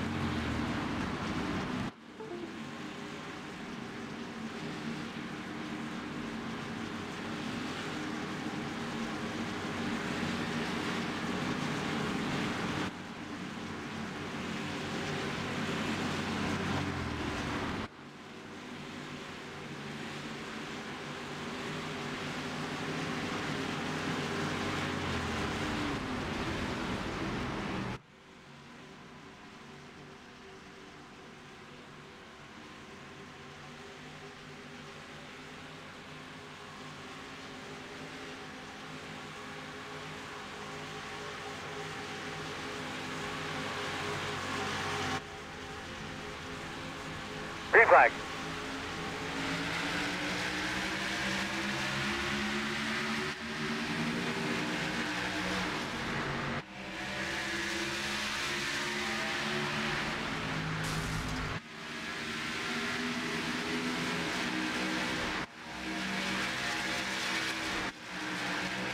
We saw their contact and a motor detonation on the restart.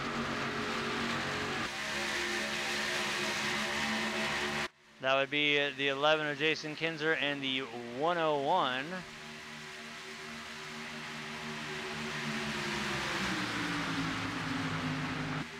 And look at this. Mr. Fresh Car is on the move as he's going to split 3 wide. He's going to force the 99 down to the below the apron. Dwayne is absolutely on a power charge right now, as he is, like he said, he has to, beat the 97 of Jeremy Funk into the wall. He's able to keep the car up there.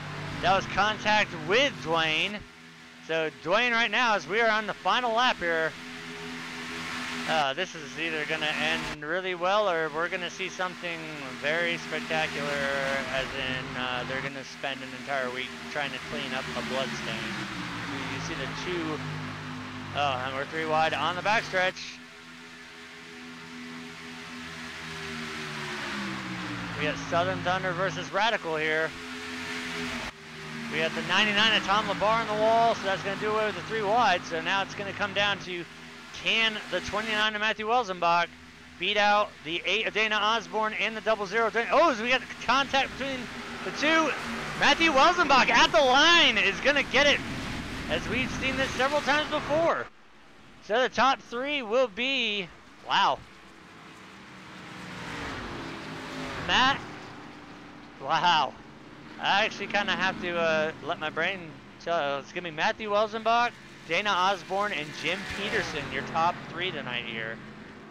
So that's 2 out of 2 of the Radical Racing drivers in the top 3, and then Dana Osborne, as we see right there, crab walking for Southern Thunder. Man, that was one hell of a race. In more ways than one.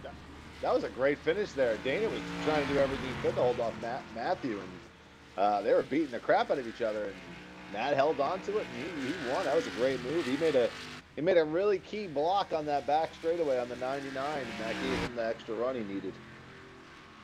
Now, do you think that the aggressiveness of the 00 there had anything to do with it? Or was that just a good old-fashioned 3 wide? Hey, I don't give a shit who you are, teammate or not. I'm going to try and get around you.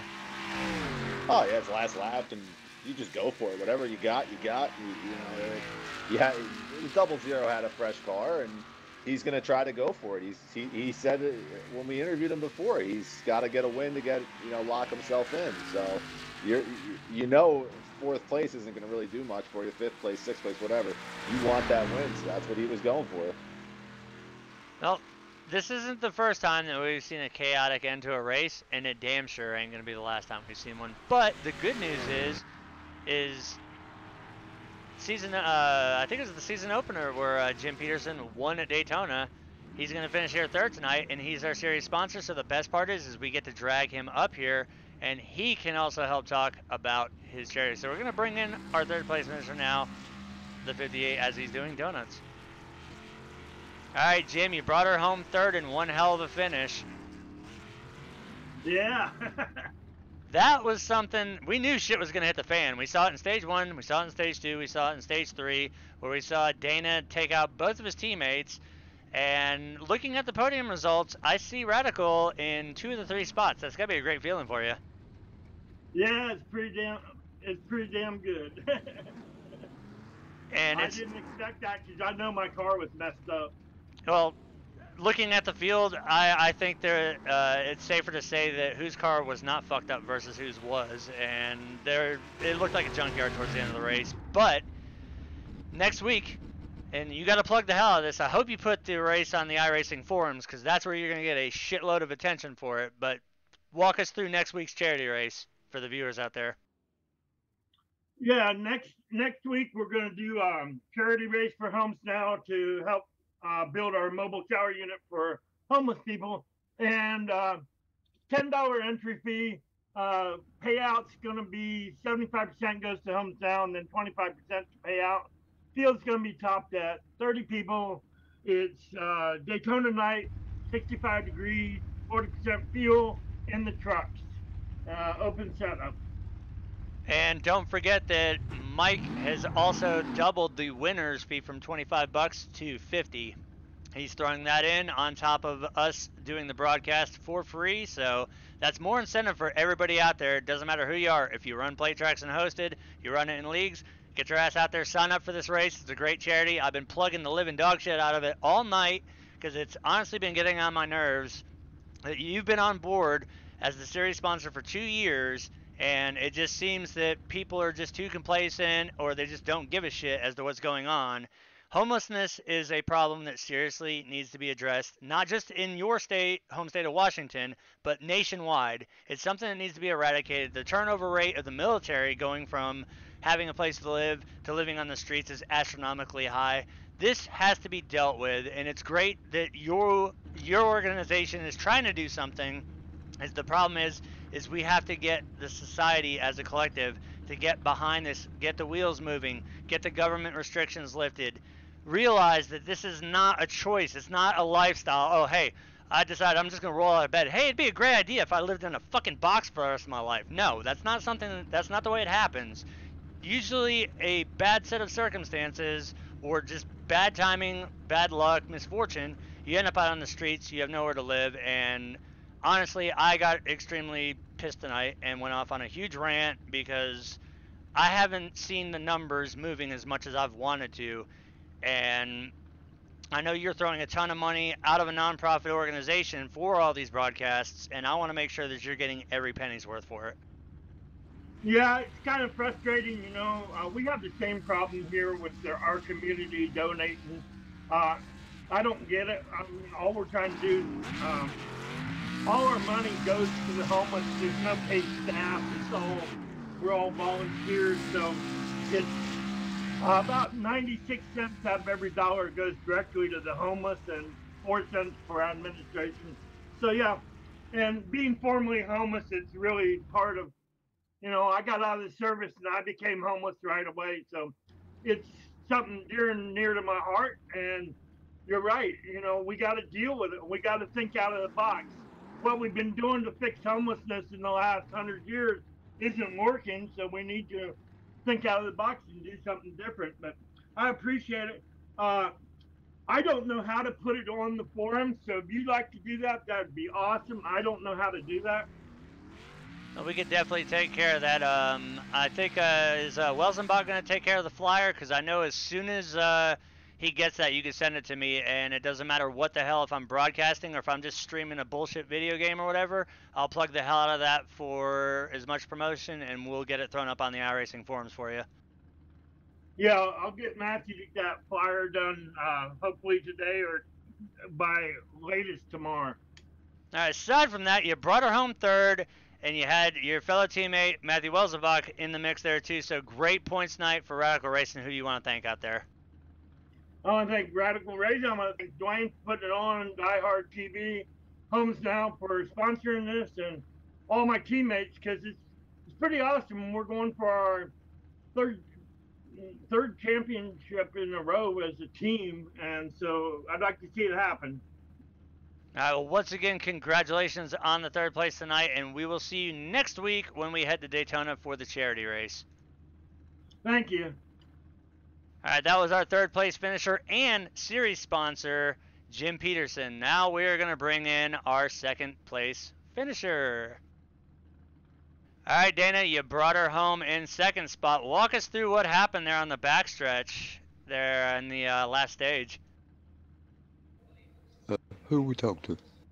This is the booth. You got a copy? Yes, sir. We saw everything that Cannon could go wrong here at 07. Was it a bump gone bad from the 4? We saw a lot of bad bumps tonight, and we saw a lot of upside down cars. Yeah, on me and Dwayne there, I don't know what happened there, man. I don't see how you can spin somebody on a backstretch, you know, on a straightaway, but it happened. But my apologies, Dwayne. And early on, I spun somebody, and I forget who it was, but my apologies to them. But me and this car just does not get along with the nose of it. We kind of figured after a while, seeing how many cars that were ass hammered as bad as they were, that it might actually work with the shovel nose that these K&N cars have. But it proved to be the exact opposite, seeing how we may see the damage, but iRacing still has the collision modeling where the body panels are supposed to be. But 07, we already know going into it with a fixed setup is usually a setup and a recipe for danger. We've seen the truck races go amazingly clean. We saw you rally through the entire race, and undoubtedly that was one hell of a finish, though, as it was 3 wide, and I think everybody crossed the line sideways that time. Oh, yeah. Me and Dwayne was just drag racing it to the end, you know. I figured I'd give him a little kiss there, but, you know, it just got sideways, you know. I mean, I lost my momentum anyways. But good win for him, you know. Congratulations to Matthew. You brought her home second, and that's still going to secure some points there, team points for Southern Thunder. So, aside from that, who would you like to thank tonight? I want to give a big shout out to my team, Paul, Dwayne, Mark. They did an awesome job tonight, you know, staying up front, and just bad things happened there at the end for them, you know, and congratulations, guys, on a great run. As next week we move into the charity race, do you already have your seat locked in for that one? Not yet. I got to pay this week and get it locked in. Awesome. The more drivers, the better. We want to see that field capped at 30. But once again, congratulations tonight on the second sideways finish here at Daytona, and we will see you next week for the charity race, and then 2 weeks when we resume normal season at Talladega with these cars. I appreciate you guys. Y'all have a good. All right, that was our second place finisher, the 8 of Dana Osborne. Now we're going to bring in the race winner, the 29 of Matthew Welsenbach. All right, Matt, you did it. You won it. Woo! That was one hell of a finish. I think everybody was pretty much sideways coming across the line. That I'm still in the car because, you know, I want to still do some more burnouts after that, but I can't wait to get out and look at that. That was a hell of a green right checkered there. I mean, that accident happened with a few to go. I know Dana got a little rear damage. I think I got nose damage from it on my left side. Greg unfortunately got knocked out. He was in position. You know, I was going to stick with him till the end and push him to the win, teammate and all, but he got out of the car and was spotting for me there at the end and just told me I had some damage. And man, on that restart, Jeremy unfortunately didn't get going. I'm thinking, okay, well, I got to just hold. I got to pinch his side. I got to get some side draft going. And I was doing the right thing. Luckily, Rick held his line. Dana held his line down on the bottom. And I was managed to get some side drive so I could stay by them. And then the 99 got around on the high line. I went up in him, got a shove, and then Dwayne was coming up the middle. I went down in front of him, got a shove. And then it was just side drafting there till the checkered. And I know Dana and I were we were giving each other room the first lap, and then that second lap we were on top of each other and we crossed sideways. And I can't wait to go back and look at that. That was amazing.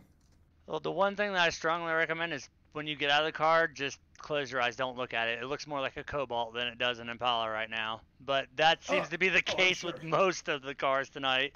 I think all the cars had some damage out there. I mean, this Rainbow, I'll just call it a Rainbow Warrior Dwayne Cooper special. I've been running this thing in this car ever since he made fun of me for going to a Backstreet Boys concert last year with my fiance. So I figured, you know what? Let's put this car out here on the track. And I know people look at me like, what the hell is he driving with Dwayne's face all over it? So, hey, if you think about it, though, I hope Dwayne's listening, but Dwayne is technically now in victory lane this season. I don't think he's been here yet, so now he's here, but he's on the paint of my car. We've done the exact same thing with somebody in our league. It was for the 24 Hours of Daytona. I took a probably not the best photo of his and put it right on the hood of a Mercedes AMG.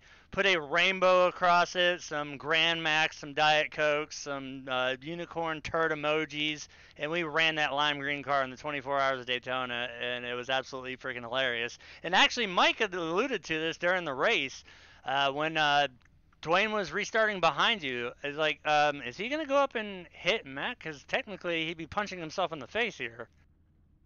Exactly. Like, he messaged me. I think he's done it other races. Like, it's weird being behind your car because, you know, his face is all over it and stuff. But just a great race. You know, I've had such good luck at Daytona 07. A lot of people hate it, but I think I have 4 victories now in Cyber Racing Association. 3 of them have been at Daytona 07.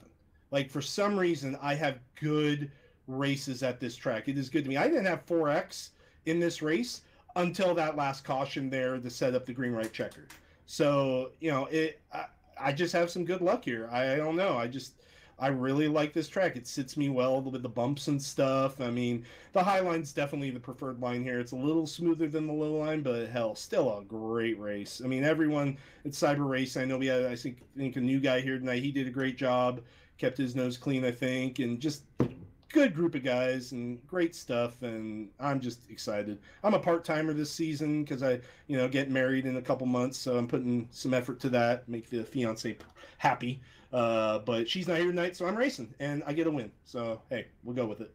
Oh, that double congratulations. And after this race tonight, I think I had some fucking teeth knocked out. There were so many cars hitting the wall.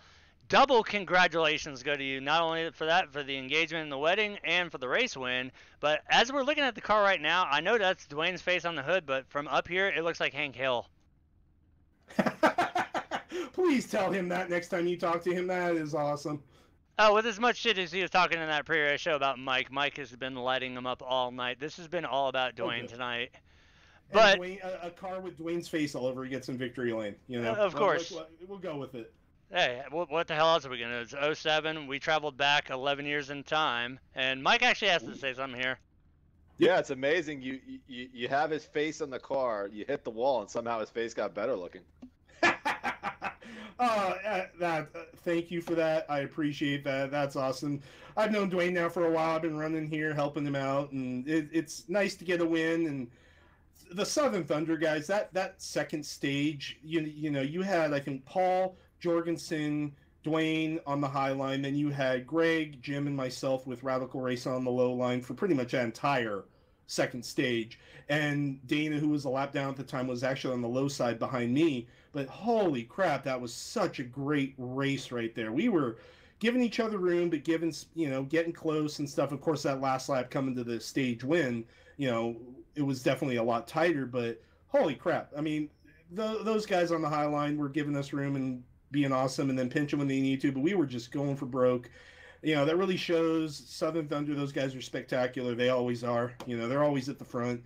It's nice to have Radical get up there. We're, 2-time team championships in a row, and we're a little behind this season because of some part-time runs from me and Chris Akers, but Jim and Greg, they both have wins this season. Jim got the first win, and then Greg, I think, won last week at Monza, or 2 weeks ago at Monza. And me to get a win now, especially after the crappy night I had last week when I sponsored the race with the whole Hope for Pause 230 with the pet adoption thing. I didn't really get to talk to you guys after because the race started. I had computer problems. With 10 to go, all my power went out, and that was just a bad race. Congratulations to Dana for winning that race last week. But Yeah, definitely good to get back in victory lane, especially after the crappy week I had last week when I sponsored. And I think we're doing the Yeti 200 tonight. I think Rick Seabrands did that sponsorship, so definitely give a shout out to Rick for putting that up. Yeah. And next week we move on to the Homes Now charity race. Do you already have your seat filled for that one? I do not. I might work with Jim a little bit, and maybe I might help admin that and not race. I don't know. I'm going to talk with Jim about that. Depends. I will still be here. Unfortunately, that next week I'll be in Atlanta for the entire week for work purposes, so I will be missing the following Saturday. But again, I got to talk to Jim. I'm hoping to run that. If not, I'll definitely sit in the booth and lay down the law for all those people in there. Well, we're definitely going to promote the hell out of it. We're going to put it up on the iRacing forum forums so we can definitely try and get the 30 car field maxed out. Once again, Mike has also thrown in an additional $25 to the race winner, so now the race winner will be getting $50.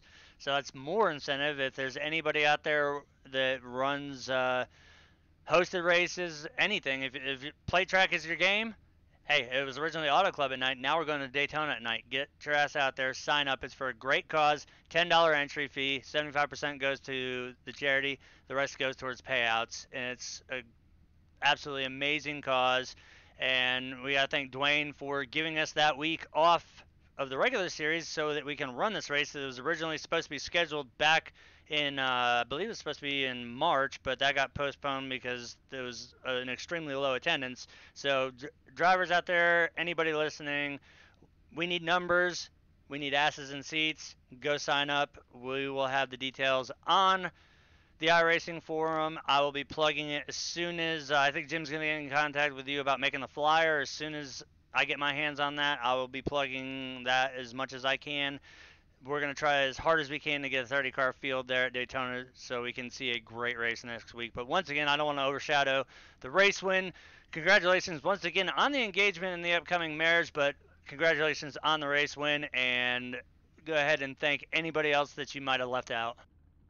Of course, we were talking a while, but to Jim, Homes Now, Not Later, he does some amazing freaking work. He puts his heart on the line. We talk with him a lot, Greg and I do, on Facebook and different things. He puts his heart out there to help these people that just need love and need help and support out there. So hopefully next week we get a full field. It's not on my car, but hope for pause. Obviously, Jim does the human side of homelessness. I take care of the pet side of homelessness because I'm a big, pet lover. Hell, I just had a zoo here for a couple days. It's to the point where I share dogs with my ex-wife, like we had a kid. I took the 2 dogs I share with her back to her today, and I still have 2 dogs here with me tonight. So, and I got a bird that a lot of times you guys hear squeaking in the background. So yeah, hope for pause. Adopt, don't shop. Please, go to your local shelters if you guys really want to get a new companion, be it a cat, dog, bunny, goat, rabbit. There's so much, many animals out there that need love, and you will never get the same love from a pet you purchase. I mean, okay, you'll get love from a pet you purchase, but there's just something more special about getting it from a pet you rescue and give them a good home. To you guys, I can't wait to go back and watch this race, especially since I won it. I work from home, so I'll be watching it tomorrow while I'm working. Dwayne putting this on. Hell, like I said, he's in victory lane tonight with me. One of these days, maybe he'll actually get into victory lane himself, and yes, that is a burn. I'm good. Oh, Greg, Jim, Chris Akers, who wasn't here tonight, Radical Racing. All three of us have wins now. Now we got to get Chris Akers a win. Then we'll all 4 of us will have a win this season. So I'm out. Mic drop. Boom. All right, well, congratulations on the win, and we will see you next time. All right, Mike, with that being said, you got to give us the closing words here. Yeah, that was a crazy race. We never seen a wreck that quick in this league. I'm sure maybe previous before us, but it was just wild. They were beating and banging, and it was a carb cup on steroids with controlled chaos plus insanity plus other words that I can't even come up with right now. It was a great race. The finish was amazing. Matt ran a great race, and he put himself there. It would have been nice to see Dwayne's ugly mug actually win the race, not just be on the car, but maybe next week or 2 weeks for Dwayne. Great race overall. It was. I know both of us had a fun time watching that, and we hope the charity race next week is just as exciting. Once again, I can't stress how much that we need to get this out there. It's going to be at Daytona. We are going to personally make sure that it gets put up on the forums. I will contact Jim. I will get all the information. We will make a post. So if you are on iRacing and you want to contribute to a great cause, I know I've said it 1,000 times in this broadcast, it's a $10 entry fee. The original race winner was to get $25. Mike has thrown another 25, so you can make $40 off of a $10 investment if you're good at a plate track. So it's going to a great cause. 75% going to the charity, and as Jim had said earlier, 96 cents out of every dollar that is donated to Homes Now goes directly towards the cause. Only 4 cents go towards administrative fees. And you heard it directly from him, as well as I know that the turnover rate in the military is extremely high for the homeless. It's not just a state by state problem, it's a national problem. It needs to be addressed. It's good that we have people like Jim around and people like Matt with Hope for Paws, because me and Mike are both avid dog lovers, and I don't think I've ever really bought a dog. I've always either adopted one or I've rescued one. So we've got several great guys out here, and we also want to thank Rick Seabrands tonight. We've had the little Yeti cooler down in the right-hand corner all night. It's been the Yeti 200 here at Daytona. Hope you guys enjoyed one hell of a race. I know we saw our share of wrecks, and we saw one hell of a finish here. So with that being said, we want to thank everybody here at Cyber Racing, Dwayne for putting it on, Jim with Homes Now Not Later for coming on, paying the bills, paying us, and being the series sponsor, and all the guys lately this season that have been stepping up and throwing an extra sponsorship in for each of these individual races. I think the last 3 races in a row, we've had a driver step up, and they've thrown an additional sponsor in for the last 3 weeks. And once again, next week, we are moving to the charity race, which will be held at Daytona. And you heard, if you want to hear the details again, you can just rewind the broadcast, or you can check out the iRacing forum, or I'm pretty sure I'll be posting it all over Facebook, social media. You'll be able to find it. It'll be readily out there for everybody to see. And don't forget, tomorrow night we will be live at 17. God, did it again. Jesus, Mike. I think I might have got hit by one of the cars. 7:15 p.m. Central Time. There we go. We will be live with the Die Hard Racing League, where we go 100 some odd laps. I don't even care. It's like 170. With the Die Hard Racing League's JMR Outdoors American Hero Hunt Cup Series at Dover International Raceway. So it's going to be an interesting race. And as always, you'll find us here Saturday nights and Sunday nights with Die Hard. So hope you guys enjoyed the broadcast.